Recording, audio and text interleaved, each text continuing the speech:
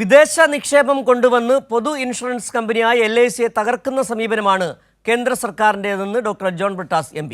LIC തകർക്കാനുള്ള കേന്ദ്ര നീക്കത്തിനെതിരെ LIC ഏജന്റ് ഓർഗനൈസേഷൻ ദില്ലിയിൽ സംഘടിപ്പിച്ച പാർലമെന്റ് മാർച്ചിലാണ് MPയുടെ പ്രതികരണം. പൊതു ഇൻഷുറൻസ് കമ്പനിയായ LICയെ തകർക്കാനുള്ള കേന്ദ്ര സർക്കാർ ശ്രമത്തിനെതിരെ ദില്ലി ജന്തർ മന്ദിറിലാണ് LIC ഓർഗനൈസേഷൻ പാർലമെന്റ് മാർച്ച് സംഘടിപ്പിച്ചത്.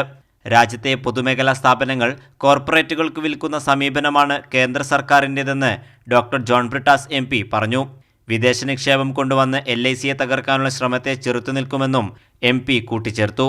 Modi government has been always closing its eyes and ears against the genuine demands of the people, and the agitation of the LIC agents is one of the reasonable, genuine agitation that the capital city is seeing.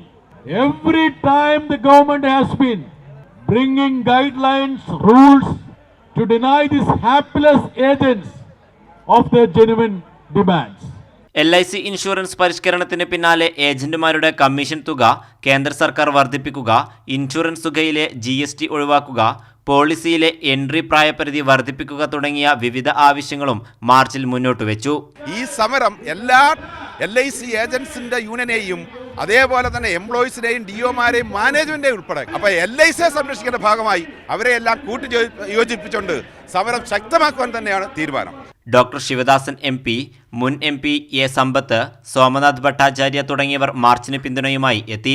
24 സംസ്ഥാനങ്ങളിൽ നിന്നായി നിരവധി LIC ജീവനക്കാരാണ് പ്രതിഷേധത്തിന്റെ ഭാഗമായത്. Kairali news, Delhi.